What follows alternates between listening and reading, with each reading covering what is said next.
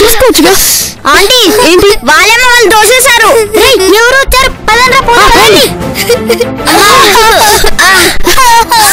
వాళ్ళు వెళ్ళిపోయారు, మీరు కారెక్కండి. ఎక్కడికండి చెప్తాను పదండి.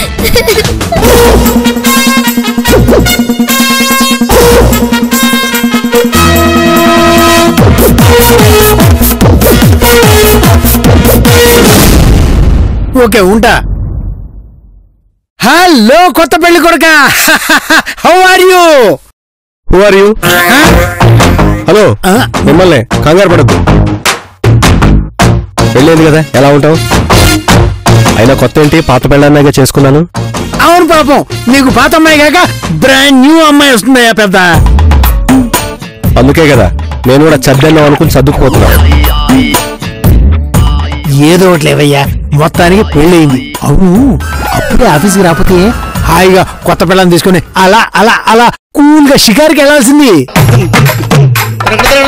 అమ్మాయిలు మీరు ఇక్కడే సిగ్గుపడతారు కానీ ఆ పక్కకి వెళ్ళి సిగ్గుపడండి. ఇక్కడ పెద్ద మనుషులు మాట్లాడుకున్నాగా. మీకు అసలు బుద్ధి ఉందా? అదేంటి అలా అనేసావు? కూల్ గా షికారు చేయడానికి ఇదేమో ఊటీనా డ్యూటీ? వెళ్ళవయ్యా, కొత్తగా పెళ్ళైన వాడు చేయాల్సిన డ్యూటీ ఇక్కడ కాదు, ఇంట్లో. నా పెళ్ళైన కొత్తలు పెళ్ళం ఇల్లు పెళ్ళం ఇల్లు పెళ్ళం ఇల్లు తప్ప 15 రోజులు దాకా ఆఫీసు మొహమే చూడలేదు తెలుసా. అందుకే ఇప్పుడు ఆవిడ మీ మొహం చూడట్లేదు. నేను ఆవిడ మొహం చూస్తున్నాను కదా. ఏదైతే ఎలాగైతేనే నీ పెళ్లి వల్ల నీకు సంతోషం లేకపోయినా నాకు మాత్రం చాలా ఆనందంగా ఉందయ్యా. మీకెందుకు సార్ ఆనందం? అందుకేమిటయ్యా, మేడం ముందు మీకు పెళ్లి కాకపోయినా పెళ్ళైందని చెప్పాం కదా. ఆ విషయం ఆవిడకి తెలిసి నా ఉద్యోగం ఎక్కడ పోతుందని గిజగిజలాడి చచ్చానయ్యా బాబు. ఇప్పుడు ఆ భయం లేదు. ఇప్పుడు ఎంత హ్యాపీగా ఉన్నాను తెలుసా, ఎంత ఉల్లాసంగా ఉన్నాను తెలుసా, ఎంత ఉత్సాహంగా ఉన్నాను తెలుసా. హలో హలో హలో హలో, మరీ ఎక్కువగా ఎగరకండి. ఇంకో రకంగా తెలిసినా మన ఉద్యోగాలు పోతాయి. ఇంక తెలిసే ఛాన్సే లేదు కదయ్యా. ఎందుకు లేదు? మా పిల్లలు ఉన్నారు కదా, వాళ్ళు అసలే ఆటం బాంబులు. వాళ్ళు ఏ సైడ్ నుంచి ఎవరిని కలుస్తారో తెలియదు కదా.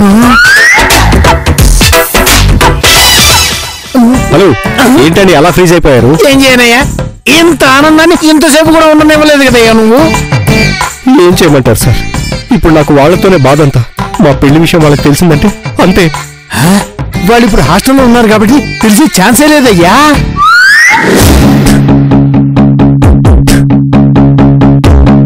వాళ్ళకి ఎలాగో ఆఫీస్ తెలియదు కాబట్టి మహి మేడం ని కలవలేరు. సో మహి మేడం చెప్పదు.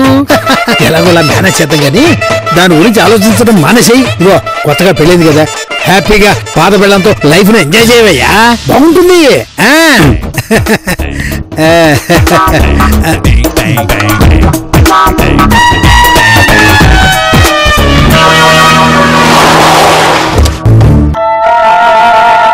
దిగండ్రా.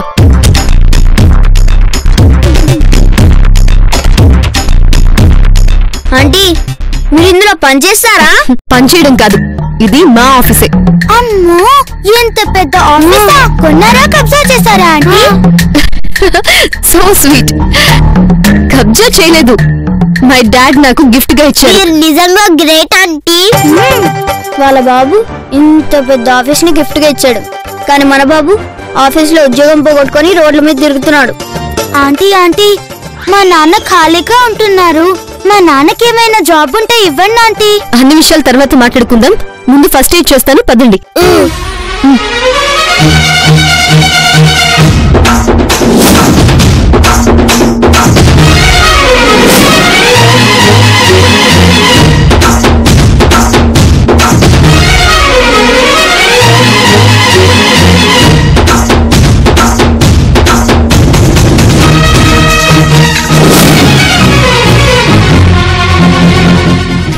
రండి, ఆయింట్మెంట్ రాస్తాను.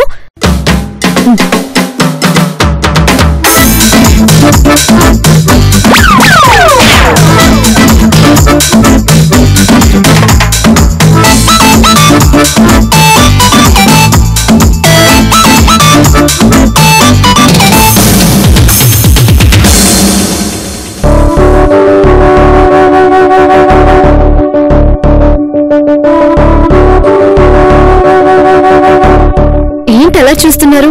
మీరిలా మా మీద ప్రేమ చూపిస్తుంటే మాకు మా అమ్మ గుర్తొస్తుంది ఆంటీ. అవునా, నీకు మమ్మీ లేదా? లేదా ఆంటీ, చిన్నప్పుడే చనిపోయింది. మా డాడీయే మమ్మల్ని చూసుకుంటున్నారు. అవునా, మీ డాడీ ఏం చేస్తుంటారు? మొన్నటి వరకు జాబ్ చేసేవారు, కానీ ఇప్పుడు అది కాస్త పోయింది. ట్రయల్స్ లో ఉన్నారు. అందుకే ఏదైనా జాబ్ ఇవ్వమని అడిగాం. అందుకే మా డాడీని కష్టపెట్టకూడదని మేము హాస్టల్లో ఉంటున్నాం. అవునా ఆంటీ? మరెలా? మీ డాడీని చూడాలి కదా. అలాగే ఆంటీ, రేపో మాపో మీకు మా డాడీని పరిచయం చేస్తాం. నిజంగా మీరు చాలా చూడముచ్చటగా ఉన్నారు. మీరు కూడా చాలా క్యూట్ గా ఉన్నారంటీ. అవునా ఆంటీ? హెల్ప్ చేసినందుకు చాలా థ్యాంక్స్ ఆంటీ. ఆయింట్మెంట్ రాశాను కదా, కాసేపు ఇక్కడే కూర్చోండి, నొప్పి తగ్గిపోతుంది. బిస్కెట్స్ తిని వెళ్దురు గాని. కూర్చోండి.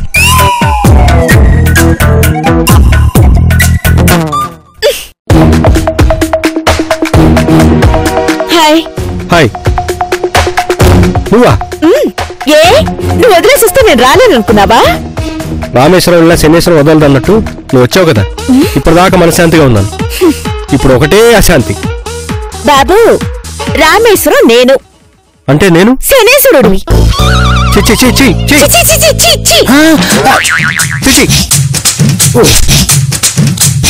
ఏంటమ్మా ఇది?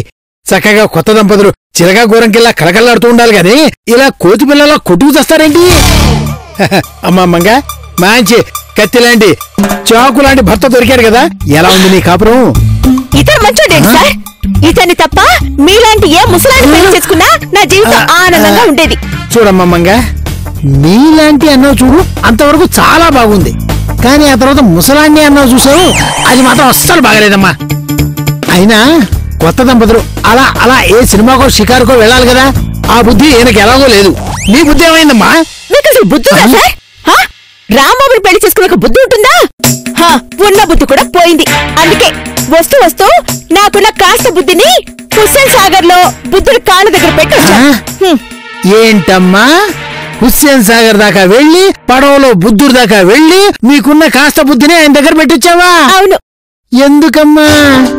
సెల్ ఫోన్ లో ఛార్జింగ్ తక్కువైతే పవర్ బ్యాంక్ తో ఛార్జింగ్ పెట్టుకుంటాం కదా, అందుకే నా బుద్ధి కొంచెం రీఛార్జ్ అవ్వాలని హుస్సేన్ సాగర్ లో బుద్ధుడి దగ్గర పెట్టొచ్చాను. వెలిగిందా మీ మట్టి బుర్రకి? సార్, పీక్కుంటే జుట్టు ఉడుతుంది, గోక్కుంటే దురద తీరుతుంది, ఈ మంగతో పెట్టుకుంటే మెంటల్ వస్తుంది. ఏమన్నా?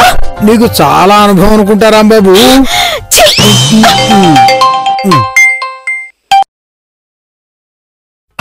మేడం, ఆఫీసులోనే ఉన్నాను మేడం. అవునా? అంటే నేను రాంబాబుకి సుఖ సంసారం గురించి అది కాదు మేడం, సంసారం సుఖంగా ఉండాలంటే ఎలాంటి చిట్కాలు పాటించాలో చెప్తున్నాను మేడం. అంతలో ఓకే మేడం. ఇదిగో రాంబాబు, మేడం అర్జెంట్ గా రమ్మన్నారు, మళ్ళీ వస్తా. సార్, మేడం నన్ను కూడా రమ్మంటారేమో కనుక్కో. అడుగుతా. మీరు కూడా వెళ్ళి హుస్సేన్ సాగర్ దూకండి. చిచి, నువ్వు హుస్సేన్ సాగర్ వెళ్ళొచ్చావని తెలుస్తుందిలే, ఒకటే కంపు. రాంబాబు, పని తీసుకో. మీతో మాట్లాడడం వేస్ట్. మీరు బాగా చదువుకొని మీ నాన్నగారికి మంచి పేరు తీసుకురావాలి. Hi madam. హాయ్ పిల్లలు.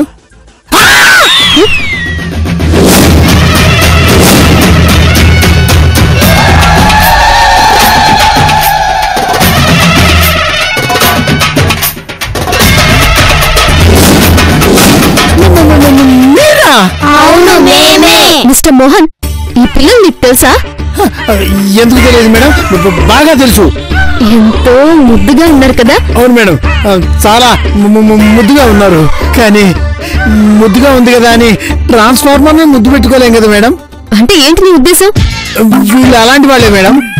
వీళ్ళని చూస్తే చాలు చెయ్యని నేరాలకు కూడా శిక్ష పడేట్టు చేసే రకం వీళ్ళు. నీ మొహం, బుద్ధి లేకుండా మాట్లాడుకో. వీళ్ళని చూస్తుంటే అలా అనిపించట్లేదు.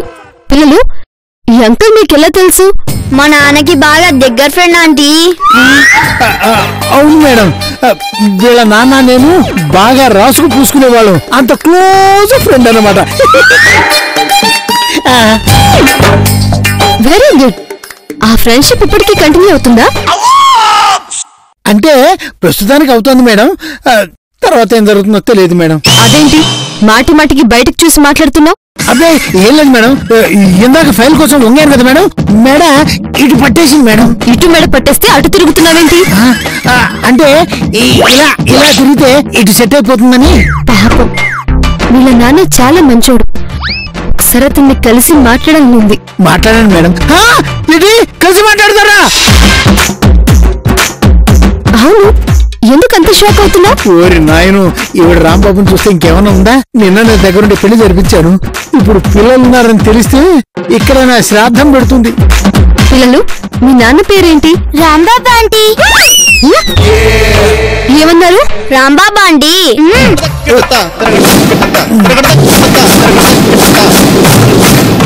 మోహన్ గారు, రాంబాబు అంటే మన ఆఫీస్ లో పనిచేసే రాంబాబా?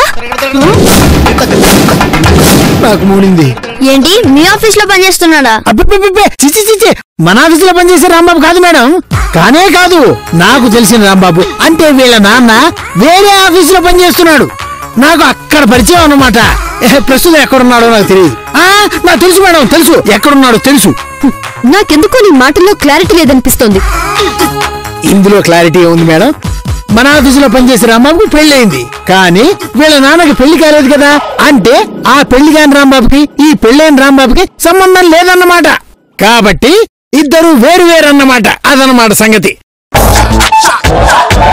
అంతేనంటావా? అంతే మేడం, అంతే. అవును కానీ మేడం, వీళ్ళు మీకు ఎక్కడ తగిలారు మేడం? ఆఫీస్ తీసుకొచ్చేసారు. ఆడుకుంటూ ఎవరో పిల్లలు తోసేస్తే కింద పడిపోయారు. పాపం, దెబ్బలు తగిలాయి. అందుకే కార్లో తీసుకొచ్చి ఆయింట్మెంట్ రాశాను.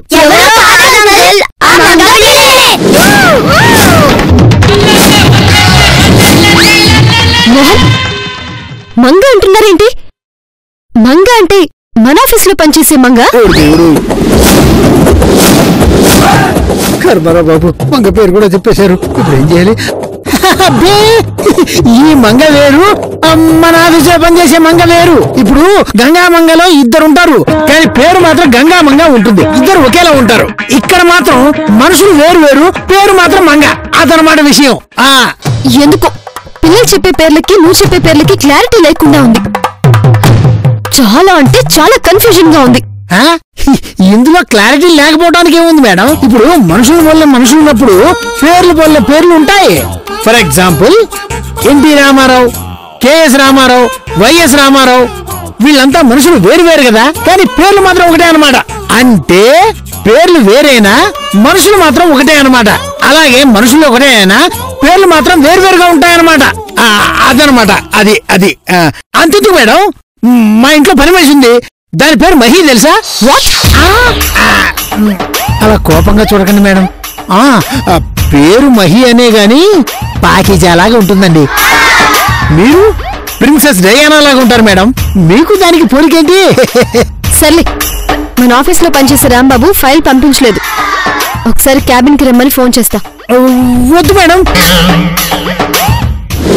క్యాబిన్ కి బాగోదు. బాగోదేంటి రాణి, అతన్ని మేము కూడా చూసినట్టుంటుంది. ఏమండి? బాబు, మీ బాబు వస్తే నా గుంపలు అంటుకుంటాయిరా. అవును, నువ్వు నిజం చెప్తున్నావో అబద్ధం చెప్తున్నావో మాకు కూడా తెలిసిపోతుంది కదా. హలో రాంబాబు, ఒకసారి నా క్యాబిన్ కి రా. అలాగే మేడం. చూసావా, మేడం నాకు ఫోన్ చేసి క్యాబిన్ కి రమ్మందంటే నేను ఎంత స్పెషల్ అర్థం చేసుకో. నీ మొహం, నిన్నే కాదు ఆఫీస్ లో పనిచేసే ప్యూన్ కూడా అలాగే పిలుస్తుంది. అలా అని స్పెషల్ అనుకుంటే ఎలా? హలో, నన్ను మరీ అంత తక్కువ అంచనా వేయకు. ప్యూన్ వేరు, నేను వేరు. అయినా ఇవన్నీ నీకు చెప్పిన అర్థం కాదులే.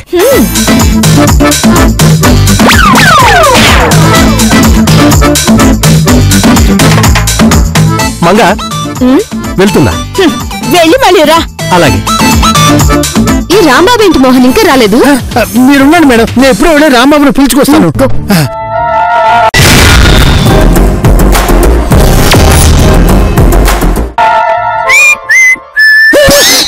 ఆగవే బాబు, లోపల తప్పుకోండి సార్.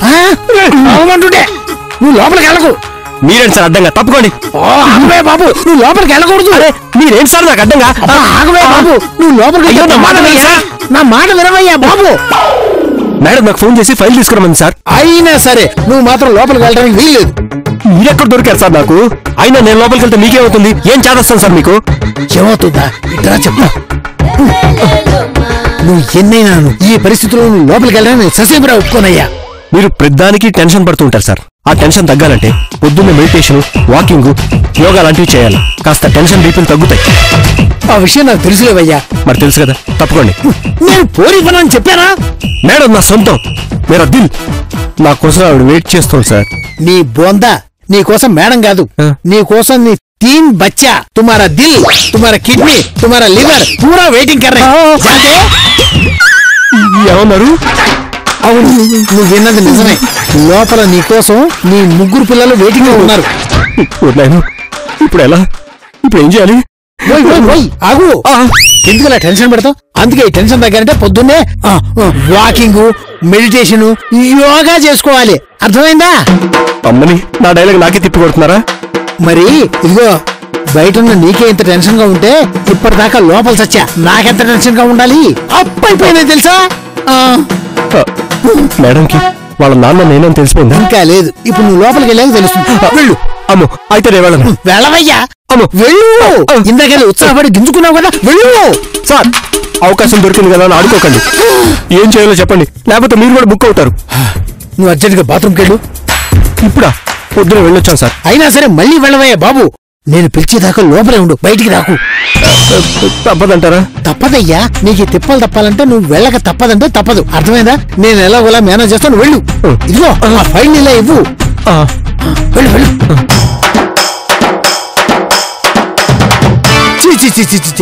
ఈ రాంబాబు మరీ బొత్తిగా సెన్స్ లేకుండా పోతుంది మేడం. ఏమైంది? ఏదో అర్జెంట్ పని ఉందట, ఈ ఫైల్ నా చేతిలో పెట్టాడు, వెళ్ళిపోయారు మేడం. ఇదిగోండి ఫైల్. అక్కడ పెట్టు. ఆ పిల్లలు మీకు హాస్టల్ టైం అయిపోతుంది, బయలుదేరండి బయలుదేరండి బయలుదేరండి. పర్వాలేదు మోహన్, సాయంత్రం వరకు ఇక్కడే ఉంటారు. సాయంత్రం ఎలాగో నేను అటే వెళ్తాను కదా, నేను డ్రాప్ చేస్తాను. ఏంటి సాయంత్రం వరకునా? అంతవరకు బాత్రూమ్ లో ఉండలేడేమో మేడం. ఏమన్నావు? నాకు అర్జెంట్ బాత్రూమ్ అన్నాను మేడం. ముందెళ్ళ పని చూసి. పర్లేదు మేడం, 5 నిమిషాలు ఊడ్చుకోగలను. వాట్? నువ్వేం మాట్లాడుతున్నావు నాకు అర్థం కావట్లేదు. సర్లే, పిల్లల్ని సాయంత్రం డ్రాప్ చేస్తాను. మీరు డ్రాప్ చేయటం ఏంటి మేడం? మీకెందుకు రిస్క్? మీరేమనుకోకపోతే నేను వాళ్ళని డ్రాప్ చేస్తాను, లేకపోతే నాకు రిస్క్. నీకు రిస్కా? నీకెందుకు రిస్క్? అంటే మేడం, ఇందాక ఫైల్ కోసం వంగాను కదా, మెడతో పాటు డిస్క్ కూడా జారిందనమాట. జారిన డిస్క్ తో వర్క్ చేయడం రిస్క్ అని చెప్తున్నాను అనమాట. అది మీరు గ్రహించాలి. సరే పిల్లలు, అంకుల్ తో జాగ్రత్తగా వెళ్ళండి. అలాగే ఆంటీ. అలాగే ఆంటీ. రండి రండి, వచ్చేయండి వచ్చేయండి. అమ్మో,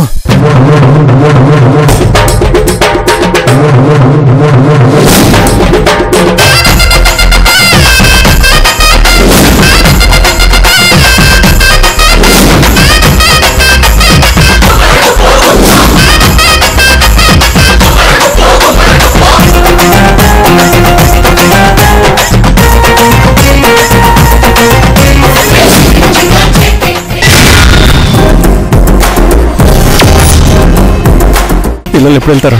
కంపు భరించలేక చస్తున్నాను. ఏంట్రా ఇక్కడ ఆగారు? బాత్రూమ్ ని చూసి. మున్సిపాలిటీ ఎందుకు చెత్త కుప్పని చూసి ఆగిపోయారంటే మీరేంట్రా బాత్రూమ్ చూడగానే ఆగిపోయారు? నాకు బాత్రూమ్ వచ్చింది, ఆ గమ్మీకెందుకు? కొన్ని ప్రశ్నలకు సమాధానం చెప్తేనే ప్రాబ్లం రా. ఎందుకు? మనం ఇప్పుడు ఎలాగో బయటికి వెళ్తున్నాం కదా, అక్కడ ఫ్రీగా ఓపెన్ ఎయిర్ లో హ్యాపీగా పోసుకుంది కదా. బయట స్వచ్ఛ భారత్ కార్యక్రమాలు జరుగుతుండే బయట పోయమంటారా? ఎవరైనా చూస్తే బొక్కలు వేస్తారు. మీరు లోపలికి వెళ్తే నేను బోర్ల పడతాను రా. ఇప్పుడు బోర్ల పడతారా? పడితే పడండి, మేము మాత్రం బాత్రూమ్ కి వెళ్ళాల్సిందే. లేకపోతే ఆంటీకి చెప్తాను, చెప్పమంటారా? వద్దురా బాబా, వద్దు. ఈ మేనేజర్ ఎక్కడ చచ్చాడు ఏంటో, వాసన భరించలేక చస్తున్నాను. మేనేజ్ చేయాలి. ఇంత చిన్న విషయాన్ని మేడం దాకా దేనికిరా? ఓ పని చేద్దాం, నేను పాట పాడతాను, ఆ తర్వాత మీరు లోపలికి వెళ్ళి మీ పాటలు పాడుకోండి, సరేనా? శంకరా పిల్లలు వచ్చారురా, ఒరే జాగ్రత్తరా శంకరా. పిల్లలు బాత్రూమ్కి వచ్చినట్టున్నారు. ఇప్పుడు ఏం చేయాలి? పిల్లలు వచ్చారురా, బుర్రే జాగ్రత్తరా శంకర. పిల్లలు వచ్చే, పోలీసులు వచ్చే, పిల్లలు వచ్చే, పోలీసులు వచ్చే, పిల్లలు. లోపల దొంగలున్నట్టు మేమేదో పోలీసులు అయినట్టు ఈ సింబాలిక్ సాంగ్ ఏంటి? సింబాలికేనా పాడా? లోపలికి వెళ్ళి చూసుకో, కావాలంటే వెళ్ళి చూసుకో. మీరు కూడా మీ బాత్రూమ్ లోకి వెళ్ళండమ్మా.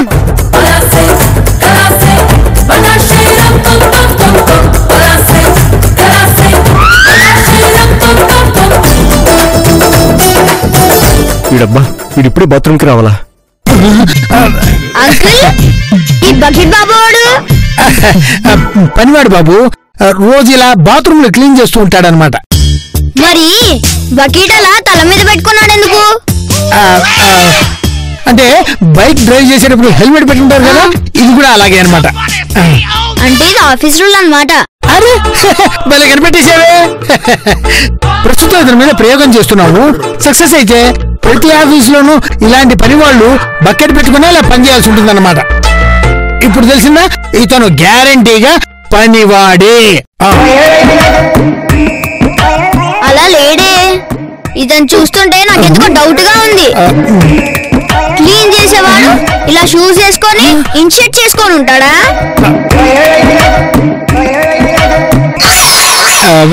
ఉండి ఇప్పుడే చెప్తా.